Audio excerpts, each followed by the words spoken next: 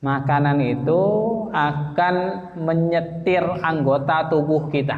Ketika makanan itu haram ataupun ada syubhat yang masuk sehingga tubuh itu tidak bisa berbuat taat, tidak kuat, tidak mampu karena tertahan oleh makanan yang syubhat ataupun makanan yang haram tadi, tidak sanggup dia.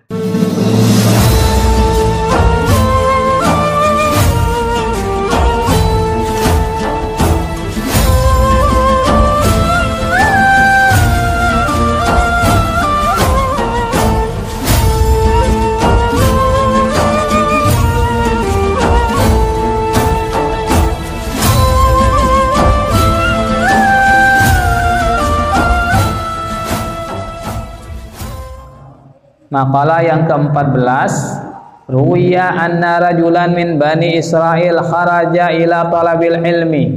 Diriwayatkan bahwa ada seorang dari Bani Israil. Bani Israil ini keturunan Nabi Yakub, orang Yahudi, orang Bani Israil. Ada seseorang dari Bani Israil keluar ila talabil ilmi untuk menuntut ilmu. Fabalagha dzalika nabiyuhum, kemudian hal itu sampai kepada nabi mereka. Sampai pada nabinya bahwasanya si fulan ingin keluar daerahnya untuk pergi mencari ilmu. Fa ba'atha ilaihi fa'ata, lalu sang nabi tadi, nabi mengutus orang supaya memanggil orang yang mau nuntut ilmu itu didatangkan kepadanya. Fatahu, lalu dia orang itu pun datang. Faqala, setelah orang itu menghadap, faqala, nabi tersebut berkata lahu kepada orang tersebut yang ingin menuntut ilmu, ya fatah, inni a'idzuka bi salati khisal. Wahai pemuda yang mau ngaji, yang menuntut ilmu, sesungguhnya aku mau menasehatimu dengan 3 perkara.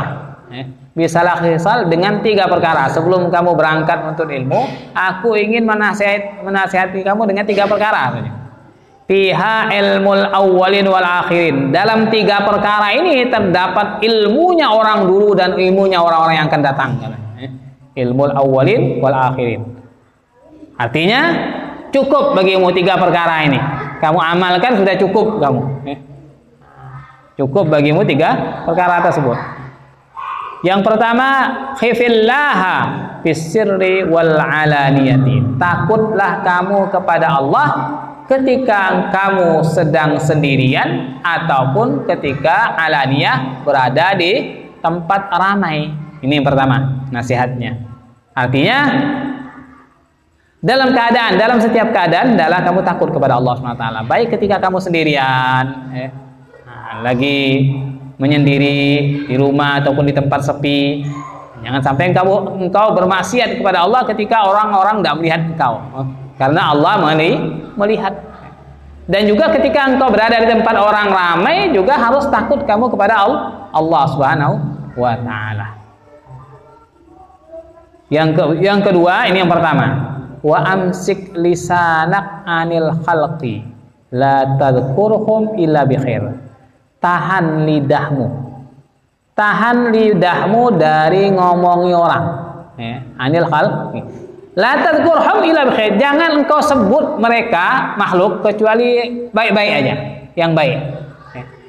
Kan kadang-kadang kita ini kan melihat banyak yang kita dengar, banyak yang kita lihat. Jangan semua yang kita lihat, semua yang kita dengar kita omongkan. Dilihat dulu ini. Jadi ini nasihat Nabi itu, tahan lidahmu, jangan ngomong sembarangan tentang makhluk. Jangan membicarakan, menyebut mereka kecuali yang baik-baik, illa bi khairin, kecuali dengan kebaikan. Yang baik-baik itu disebutkan, yang jelek-jelek ditutupi. Jangan diumbar, jangan disebutkan.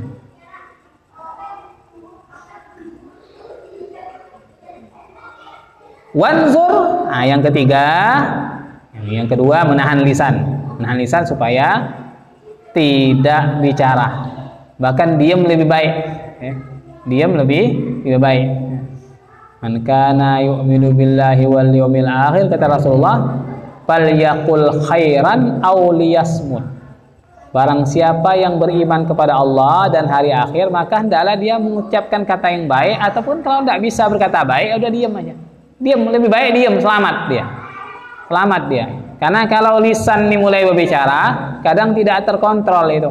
Ada orang yang dipasani, ada orang yang difitnah, ada orang yang macam-macam.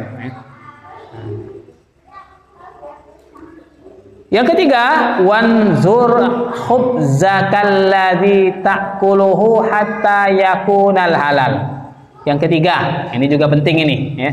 Yang pertama, takut kepada Allah dalam keadaan sepi ataupun ketika ramai. Yang kedua, tahan lisan dari ngomongin orang kecuali yang baik-baik. Yang ketiga, lihatlah roti yang kamu makan, ya.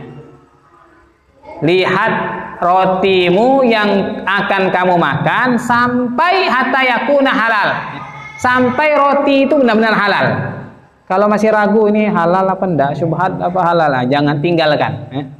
Tapi kalau sudah halal ini, dari uang yang halal, rotinya pun halal, maka makan. Artinya menjaga makan, karena ini pengaruh. Makanan itu akan menyetir anggota tubuh kita. Ketika makanan itu haram ataupun ada syubhat yang masuk, sehingga tubuh itu tidak bisa berbuat taat, tidak kuat, tidak mampu, karena tertahan oleh makanan yang syubhat ataupun makanan yang haram tadi, tidak sanggup dia, ya. Pamtana al-fata anil khurud, ketika mendengar nasihat Nabi tadi 3 perkara, tidak jadi keluar nuntut ilmu itu pemuda, tidak jadi keluar, batal, sudah cukup ini nasihat 3 ini, tinggal mengamalkan saja. Jadi kalau sudah diamalkan ketiga perkara ini cukup, ya. Bertakwa kepada Allah, ya. Kemudian menjaga lisan, yang ketiga menjaga makanan. Nah, ini memang 3 hal penting ini. Makanan itulah yang dijaga para aslafun as-salihun, jangan sampai ada makanan-makanan yang syubhat, apalagi makanan yang haram masuk ke dalam perut.